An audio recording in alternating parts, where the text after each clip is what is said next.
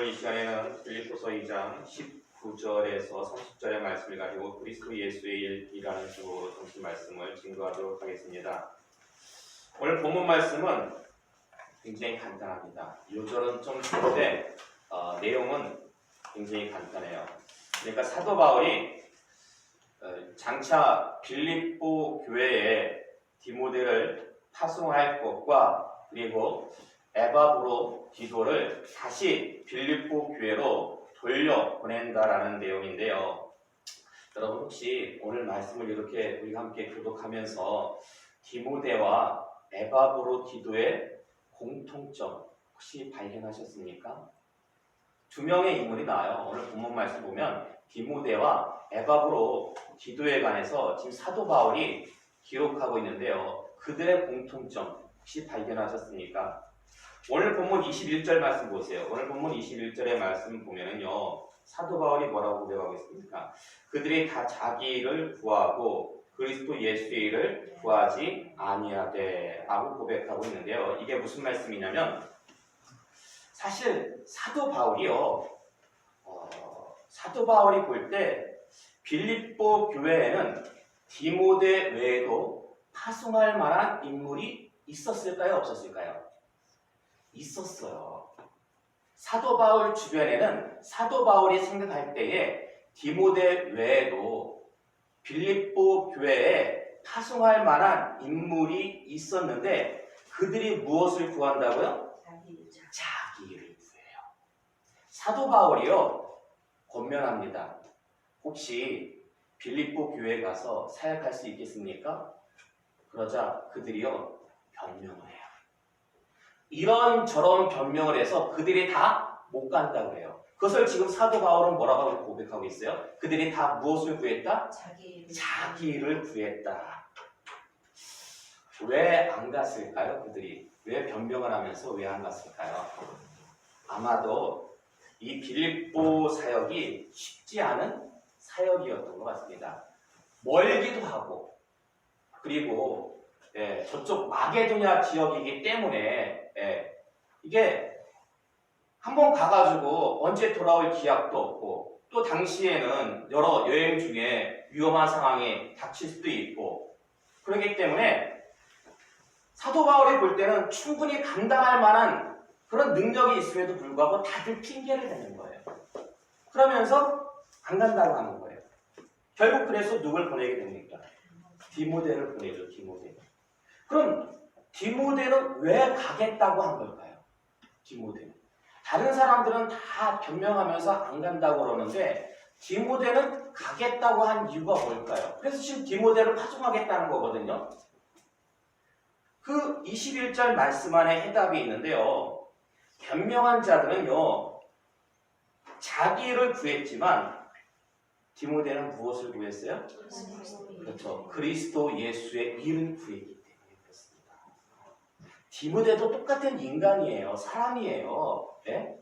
그렇기 때문에 아마 마음 한편으로는 좀 부담감이 있었을지도 몰라요. 그러나 부담감이 사는 거예요. 예전에 제가 순덕교회 부교역자로 있을 때 한 15년 전이에요. 네. 그때 여기 옆에 있는 의왕시, 안양 바로 옆에 의왕이잖아요. 의왕시에 있는 겨자씨 교회에서 목사 청빙이 들어왔습니다. 노벨에 목사 청빙을 올렸어요. 왜냐하면 그때 담임이셨던 신 목사님이 뇌수술을 크게 하셔서 도저히 교회 사역을 할 처지가 되지 못했기 때문입니다. 그래서 당시 저는 순덕교회 부목사로 있었어요. 그래서 저에게까지 기회가 왔는데 사실 그때만 해도 저희 교단에는 목사님들이 그렇게 많지가 않았어요. 그래서 대부분 이렇게 사역지가 나면은 목사 안수 받은 순서대로 그렇게 파송이 되었는데 그때 제 선배들이 있었어요. 부교역자로 사역하고 있는 제 선배들이 있었기 때문에 그 선배들이 순서상으로는 가야 했는데 아무도 안 간다라는 거예요. 아무도 안 간대요. 교회는 어려워가지고 목사님은 나 사역 못하겠다. 빨리 보내달라고 그러는데 아무도 못 가겠다라는 거예요. 왜 안 간다고 그랬을까요? 교회 형편이 너무나 어려웠기 때문에. 예. 너무나 연약했어요. 그래서 결국은 제가 자원을 했어요. 제가 가겠다고. 가서 보니까 정말 열악하더라고요. 교회 형편이. 이름만 겨자씨 교회가 아니라 형편도 겨자씨. 이름을 좀 잘 지어야 돼. 나중에 우리가 겨자씨 교회에 성도들하고 정말 회의도 했어요. 우리 이름 바꾸자. 겨자씨 교회니까 이게 성장을 못한다. 그런데요. 그때 처음에 갔을 때는 정말 형편이 열악해서 원래 월 사례비 100만 원 받고 가기로 했어요. 교회에. 그때 제가 순덕교회 부교역자로 있을 때는 더 많이 받았고 또 보너스도 있었는데 다 그런 거 없이 그냥 월 100만 원 받고 가기로 했는데 첫 달 가서 사역하고 받은 사례비 얼마였을까요? 40만 원 받았어요. 40만 원.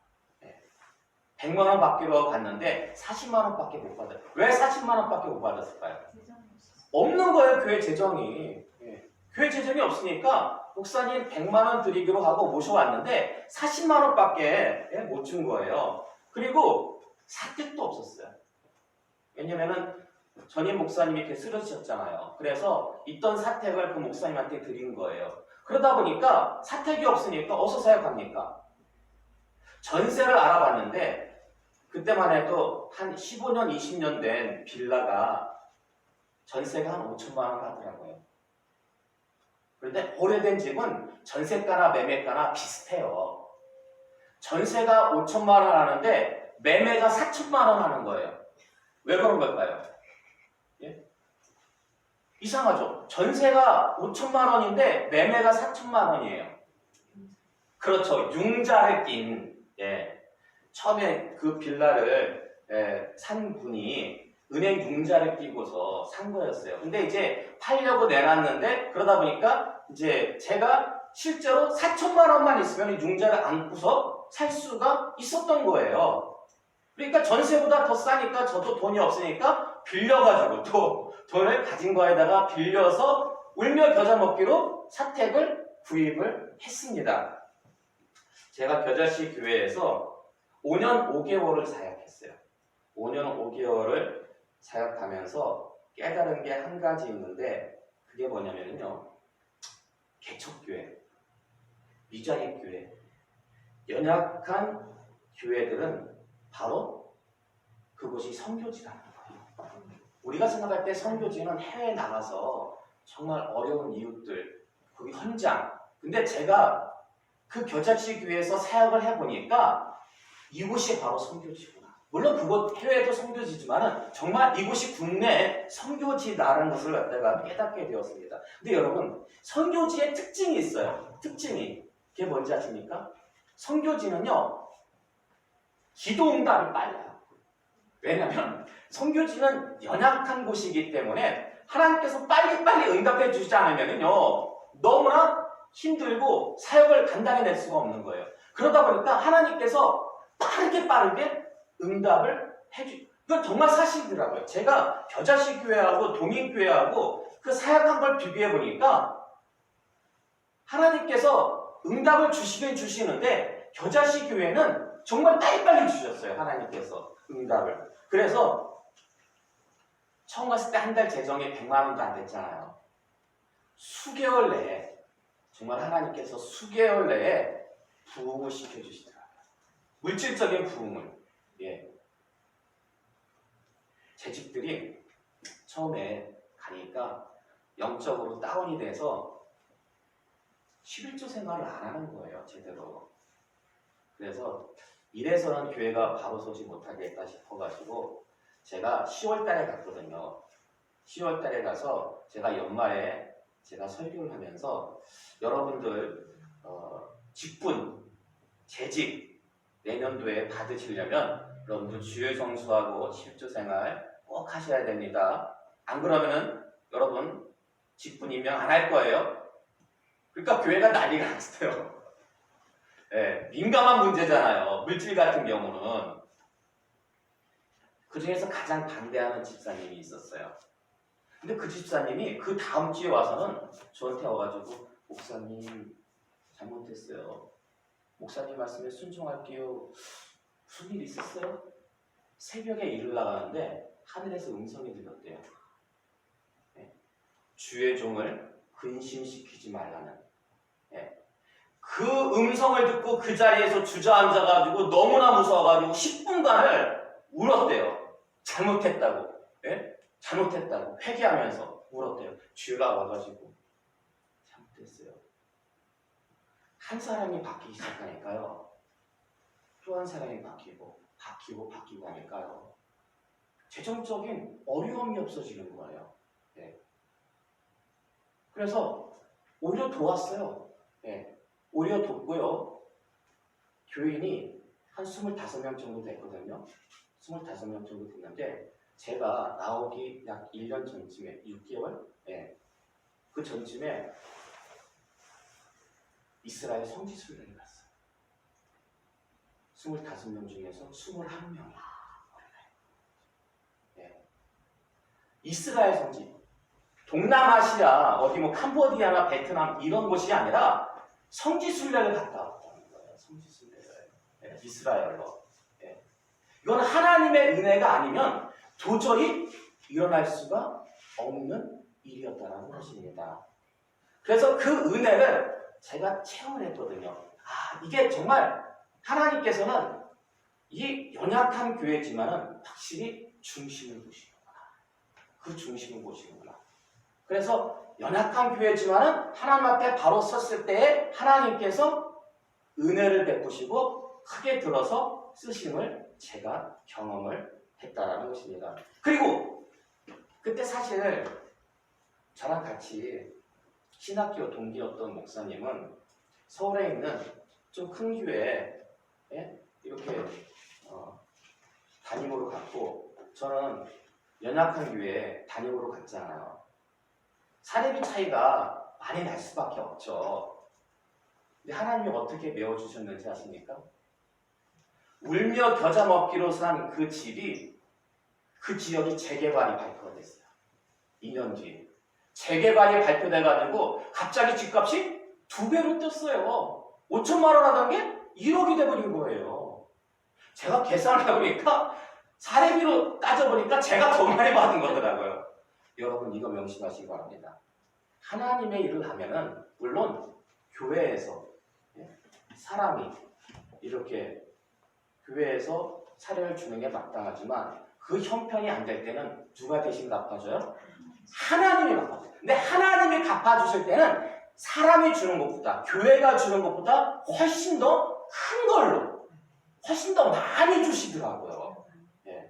그래서 저는 그런 물질의 어떤 은혜를 제가 그 이전에도 체험을 했고 겨자씨교회에서도 체험을 했고 동인교회에서도 체험을 했기 때문에 저는 그 물질만큼은 제가 자신 있어요. 혹시 이 방송을 듣는 분들 중에서 물질 때문에 어려움이 있는 분들은 저희 교회로 오세요. 저희 교회로 오시면 장담컨대 정말 말씀에만 순종하면 하나님의 놀라운 물질의 복을 받으실 수가 있을 겁니다. 저는 믿어요. 왜냐하면 성경에서 하나님이 약속을 하셨거든요. 그렇기 때문에 말씀대로 순종하면 목사님들마다 어떤 코드가 좀 있는 것 같아요. 보면은. 근데 저는 좀 그런 코드, 물질의 복을 받고 그리고 또 이번 동일교회 나오면서 하나님께서 귀한 은사, 사랑의 은사를 또 하나님께서 주셨잖아요. 그렇기 때문에 물질적으로 어려움이 있는 분들 혹은 조금 마음에 상처가 있고 아픔이 있고 사랑이 필요한 분들은 저희 삼방마을교회로 언제든지 방문하시기 바랍니다. 자, 다시 본론으로 돌아갔어요. 30절의 말씀 볼까요? 30절의 말씀.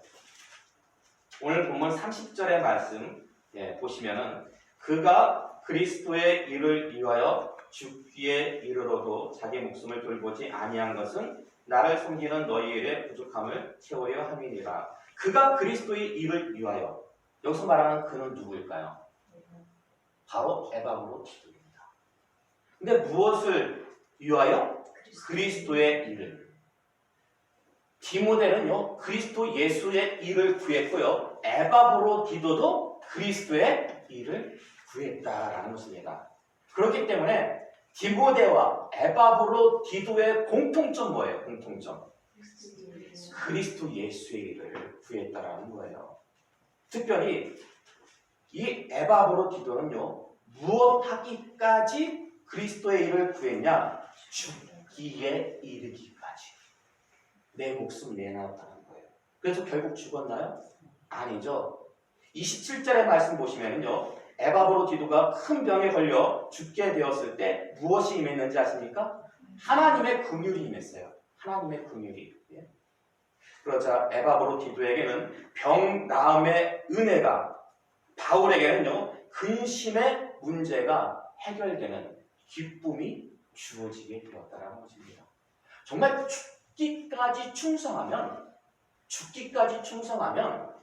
병 나음의 은혜도 주시고 물질적인 부족한 것도 채워주시고 마음의 상처까지도 하나님께서 다 치유해 주실 줄로 믿으시기 바랍니다.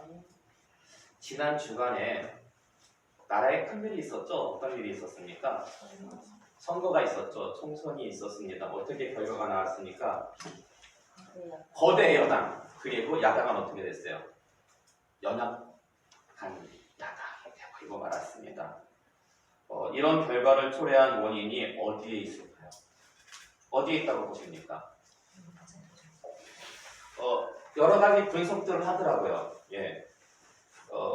제 눈길을 끄는 게 한 가지 있었어요. 그게 뭐냐면은 그 미래통합당의 후보 가운데 세월호 막말을 한 후보가 있었죠. 누구였습니까? 차명진 후보. 예. 이 차명진 후보가 세월호 관련해서 그 막말을 하는 바람에 중도층의 표심이 미래통합당을 외면했다라는 어떤 그러한 평가가 있었는데, 희한하게 또 4월 16일이 선거 그 다음 날이 세월호 사건이 터진 날이죠. 근데 여러분, 세월호 사건이 왜 발생했는지 아십니까? 예. 세월호 사건이 왜 발생한 걸까요? 왜? 제가 인터넷을 보니까 대한민국 역대 사건 사고라고 해서 1970년부터 2014년 세월호 사건 때까지 이렇게 정리한 내용이 있더라고요. 잠시 제가 소개해 드릴게요. 1970년 4월 8일 날 마포구 창전동에 있던 아파트가 난림공사로 무너져 버렸어요. 아시죠? 무슨 아파트? 와우 아파트. 네, 와우 아파트. 그리고 71년 12월 25일 크리스마스 성탄절 날 충무로에 있던 호텔에서 화재가 나가지고 166명이 죽었는데요. 그 호텔 이름 가끔씩 나오는데 뉴스에 대형가 호텔. 예. 83년도 9월 1일 날 칼기가요 격추가 됩니다. 예. 칼기가 격추돼서 269명 전원이 사망했는데요. 누가 한 짓이었어요? 아니요. 격추된 거예요. 격추된 거. 소련 유격기에 의해서. 아마 얼핏 기억나실 거예요. 예. 그 소련이 끝까지 발뺌을 했잖아요. 예. 자, 그런 다음에 83년도 10월 9일 날 버마 아웅산 묘소 테러. 예. 우리나라 그 이범석 외무 장관을 비롯해가지고 수많은 정부 고위 관료하고 그리고 기자들이 죽었거든요. 그건 누가 한 짓이었습니까? 북한 공작원들이. 예. 북한에서. 그리고 87년도에 그때 이제 미얀마 해역 상공에서 칼기가 폭파된 거예요. 격추가 된 게 아니라 폭파됐는데 그때 총 115명이 죽었는데 그때 범인이 바로 김현희. 예, 북한 공작원 김현희. 93년도에는 큰 사고가 연달아서 3건 발생했는데요. 3월 28일 날 부산 국포역에서 열차 전복 사고로 78명이 죽었고요. 7월 26일 날은 아시아나 733 여객기가 전남 해안의 한 야산에 추락해서 468명이 죽었습니다. 그리고 10월 10일 날 전북 부안 위도 근처에서 배가 침몰해가지고 292명이 죽었는데 그 배 이름이 혹시 기억나세요? 서해회리호 사건. 예. 그리고 94년도에는 10월 21일 날 다리가 무너지죠. 네, 그렇죠. 성수대교. 예. 그리고 95년도에는요 대구에서 가스가 폭발해가지고 101명이 사망하는데요. 이 사건은 2달 뒤에 벌어진 붕괴 사건으로 묻히고 맙니다. 더 큰 붕괴 사건으로 말미암아. 그렇죠. 상품 백화점. 그래서 501명이 죽습니다. 501명이. 백화점이 무너져가지고. 예. 그리고 97년도에는요, 11월 21일 날 외환 위기가 찾아오죠. IMF 외환 위기. 그래서 수많은 중소기업이 부도가 나고 자살하고 굉장히 큰 경제적인 어려움이 있었습니다. 99년도에는요, 6월 30일 날 경기도 화성의 한 청소년 수련회에서 화재가 나요. 화재가 나가지고 23명이 죽는데요. 그 수련원 이름 기억나시죠? 예, 시렌즈. 예. 2003년 2월 18일에는요, 대구 지하철 방화 사고. 지하철에서 누가 불 질러가지고, 예, 그 지하철 안에 있던 192명의 승객들이 죽는데, 혹시 여러분 영화 로봇소리라고 보셨어요? 예, TV에서 저도 이렇게 보니까 얼핏 봤는데, 예, 그 영화 한번 보세요. 예, 아빠가 그때 실종된 딸을 찾는 건데 결국 그때 그 방화 사건으로 인해 가지고 결국 나중에 죽은 것을 확인하게 됩니다. 예. 그리고 94년부터 2011년까지 17년간 판매돼 가지고 총 266명을 사망케 한, 그렇죠, 가습기 살균제. 266명이 사망했고요. 1528명이 폐질환 환자가 발생했습니다. 2007년 12월에는요, 태안 앞바다에 뭐가 유출됐습니까? 기름 유출, 원유가 유출됐잖아요. 예. 아마 뉴스에서 다들 보셨을 거예요. 예. 앞바다가 그냥 새까맣게 기름으로, 사람들 가서 많이 자원봉사했잖아요. 막 직접 닦고.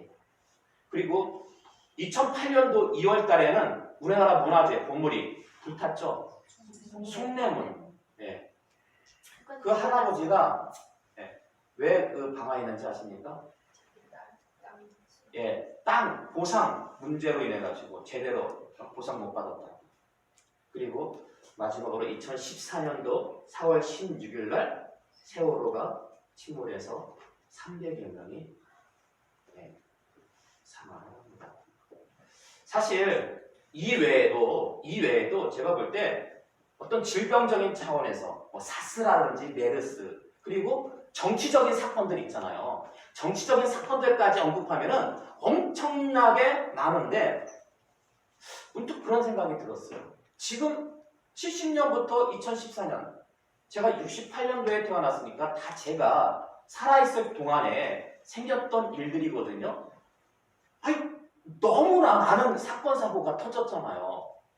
도대체 왜 이렇게 많은 사건, 사고가 발생한 것일까? 특별히 제가 볼 때 앞에서 언급한 사건들 중에서 성수대교하고 대구 가스폭발, 예, 시랜드, 어떤 연관점이 있는지 아십니까? 어린 생명들의 죽음이에요.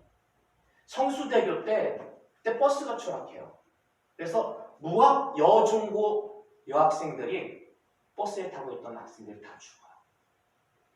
대구 가스 폭발할 때요, 근처에 중학교가 있었어요. 중학교가 있어가지고 수십 명이, 그때 등교 시간이었거든요. 수십 명의 학생들이, 중학생들이 죽임을 당합니다. 그리고 아까 말씀했던 시랜드 청소년 수련원, 그때 24명인가 죽었는데 그 중에 19명이 유치원생들이었어요. 19명이 유치원생이었어요. 그리고 그 가습기 살균제로 266명인가가 죽었는데 4분의 1이 4세 이하의 영유아였대요. 면역력이 없으니까 그냥 그 가습기 그 살균제로 그냥 다 애들이 죽은 거예요. 그리고 그 세월호 사고로 300여 명이 사망했는데 이때 안산, 단원고 학생들이 약 250여 명, 시신 미수습자 포함해서 약 250여 명이 희생되었습니다. 자, 다시 질문 드릴게요.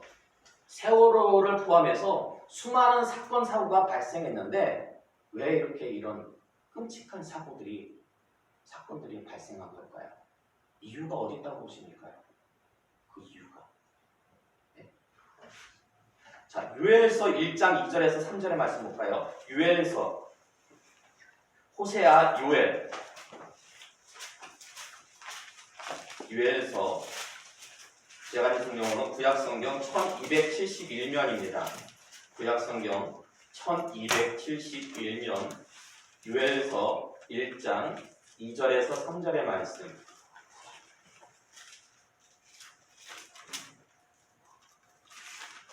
자, 시간 관계상 4절의 말씀만 볼까요? 4절의 말씀.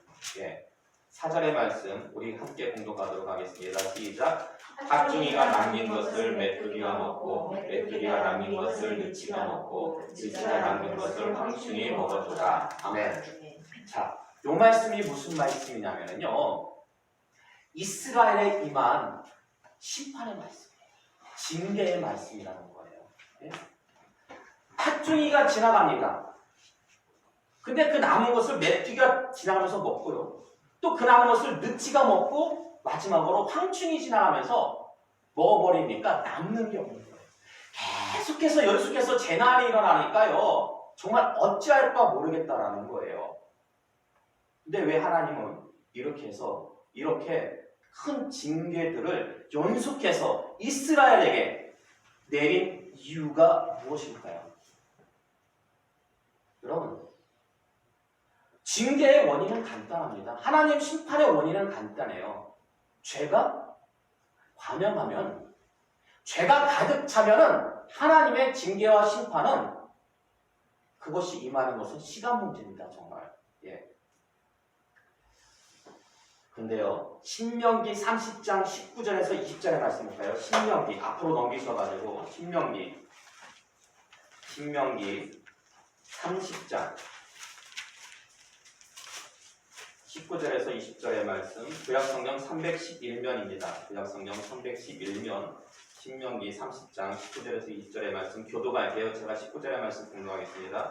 내가 오늘 하늘과 땅을 불러 너에게 증거를 삼노라. 내가 생명과 사망과 복과 저주를 내 앞에 두었은즉 너와 내 자손이 살기 위하여 생명을 택하고 내 하나님 여호와를 사랑하고 내 말씀을 순종하며 그를 의지하라. 그는 내 생명이시요 내 장수이시니 여호와께서 내 조상 아브라함과 이삭과 야곱에게 주리라고 맹세하신 땅에 내가 거주하리라. 아멘. 생명과 복, 사망과 저주는요, 누구 앞에 놓였어요? 우리 앞에 놓인 거예요. 여러분, 이 나라가요, 하나님으로부터 복을 받아서 부강한 나라가 되든지 아니면 하나님으로부터 저주를 받아서 연속해서 계속해서 재난이 임함으로 연약한 나라가 되든지 그것은 누구의 몫입니까? 우리의 몫이에요. 정치하는 사람들이 잘못해서, 기업하는 사람들이 사업 잘못해서 그거 아니에요. 우리 믿는 성도들이 어떻게 신앙생활함으로 하나님으로부터 생명과 복을 받느냐, 사망과 저주를 받느냐에 따라서 그것이 그대로 이 나라에 임하게 된다는 것입니다. 이 나라가 잘 되고 이 나라가 못 되는 것은요, 결국 누구의 손에 달린 거예요? 우리의 손에 달린 거예요. 정치하는 사람도 손에 달린 게 아니에요. 예. 교회가 교회답고 성도가 성도다우면요, 하나님께서 이 나라에 복을 주십니다. 사건과 사고가 발생하지 않아요. 하나님께서 지켜주시기 때문에. 그러나 교회가 교회답지 못하고 성도가 성도답지 못할 때에 하나님께서 박중을 보내고 맹중을 보내고 능치를 보내고 황충을 보내시는 거예요. 여러분 보세요. 소돔과 고모라 의인 몇 명 없었어요. 의인 몇 명이 없어서 망했어요. 10명이에요. 10명. 한 성 안에 제대로 된 신앙인이 10명이 없어서, 의인 10명이 없어서 소돔과 고모라가 멸망되고 말았다라는 것입니다. 그래서요, 저는 그렇게 봐요. 세월호 침몰 사고는 이 땅의 성도들이 성도답지 못하고 이 땅의 교회가 교회답지 못했기 때문에 생긴 사고였다고 합니다. 우리가 하나님 앞에 바로 서지 못함으로 인해서 그 어린 생명들이 그 물속에 빠져 죽고 말았다는 거예요. 자, 그럼 여러분, 성도가 성도답고 교회가 교회다운 것은 과연 무엇이겠습니까? 성도가 성도다우려면 어찌 해야 될까요? 마태복음 5장 16절의 말씀 볼까요? 마태복음 5장 16절의 말씀. 이 말씀은 여러분들 마음 신비에 그냥 새기세요. 마태복음 5장 16절 함께 봉독하겠습니다. 시작. 이같이 너희 빛이 사람 앞에 비치게 하여 그들로 너희 착한 행실을 보고 하늘에 너희 아버지께 영광을 돌리게 하라. 아멘. 우리는 빛의 자녀로서, 하나님의 자녀로서 어떤 삶을 살아야 돼요? 착한 행실. 우리가 착한 행실하면은요, 믿지 않는 세상 사람들이 우리의 모습을 보고 누구에게 영광을 돌려요? 하나님께. 역시 교회 다니는 사람들은 달라도 뭐가 다르구나. 그러면서 믿지 않는 사람들이 교회를 칭찬하고 인정하고 하나님께 영광을 돌리게 된다는 것입니다. 근데 이것은요, 선택이 아니에요.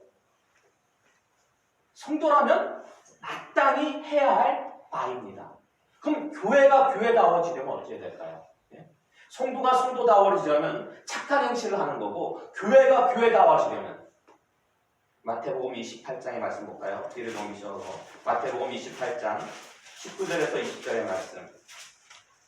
마태복음 28장 19절에서 20절의 말씀 교독할게요. 그러므로 너희는 가서 모든 민족을 제자로 삼아 아버지와 아들과 성령의 이름으로 세례를 베풀고 내가 너희에게 모한 모든 것을 가르쳐 지키게 하라. 볼지어다 내가 세상 끝날까지 너희와 항상 함께 있으리라 하시니라. 아멘. 물론 이 말씀 말고도 교회가 교회다워져야 되는 여러 가지 이유들이 있습니다. 또한 방법들이 있습니다. 특별히 저는요, 정말 주님께서 직접 우리에게 주신 말씀을 통해서 교회가 교회다우려면 전도하고 섬기는, 세상 끝까지, 세상 끝날까지 전도하고 선교하는 게 교회의 사명입니다.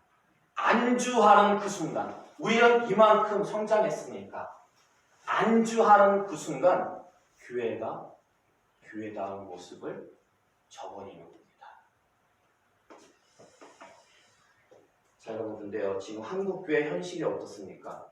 성도들이 세상 사람들로부터 인정을 받고 존경을 받습니까? 아니면 한국교회 전도와 선교에 목숨 걸고 있습니까?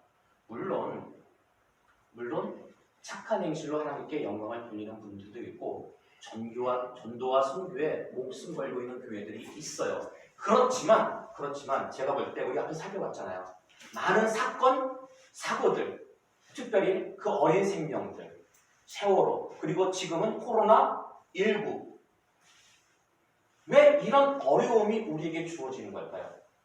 제가 볼 때는 보편적으로 성도가 성도답지 못하고 교회가 교회답지 못하기 때문에 이런 일들이 우리 가운데 주어지는데, 문제는요, 그럼 여기서 끝나냐? 그렇지 않다는 것입니다. 네? 여기서 끝나는 것이 아니라 우리가 회개하지 않으면 계속해서 팥죽이 뒤에 메뚜기 뒤에 느치 뒤에 황충이, 계속해서 그 악순환의 재앙과 심판이 우리 가운데 임한다라는 것입니다.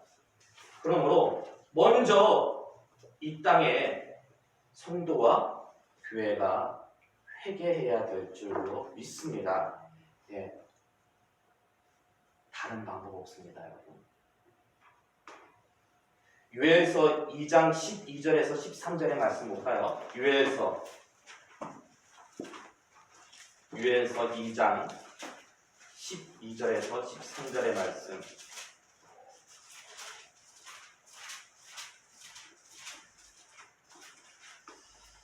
12절과 13절에 제가 교독 먼저 12절의 말씀 봉독하겠습니다.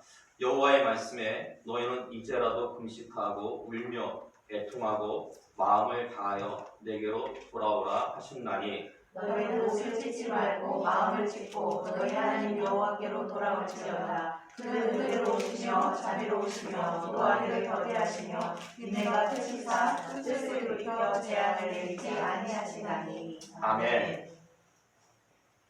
여러분, 하나님의 재앙을 면하고 하나님의 은혜와 인애를 받는 길은요, 여호와께로 돌아가는 길밖에 없습니다. 여호와께 돌아가야 해요. 마음을 찢고, 옷을 찢는 게 아니라 우리들의 마음을 찢고 여호와께로 돌아갈 때 그 재앙이 하나님의 은혜와 인애로 말미암아 복으로 변할 줄로 믿습니다. 여러분, 디모데와 에바고로 디도가 구했던 일이 무엇입니까? 그리스도 예수의 일이죠. 우리가 여호와께 돌아가서 정말 하나님, 이제는 우리가 온전히 하나님께 영광 돌리기를 원합니다. 잘못했습니다. 우리의 마음을 찢고 금식하며 하나님 앞에 회개로 나아갔을 때 거기서 그치는 것이라, 이제 우리가 자기 일을 구하는 삶이 아니라 그리스도 예수의 일을 구할 때 더욱더 큰 하나님의 은혜가 긍휼이 임할 줄로 믿습니다. 자, 그 시작, 누구로부터 시작이 돼야 되겠습니까? 나로부터, 여러분으로부터, 삼막마을교회로부터 시작되기를 원합니다.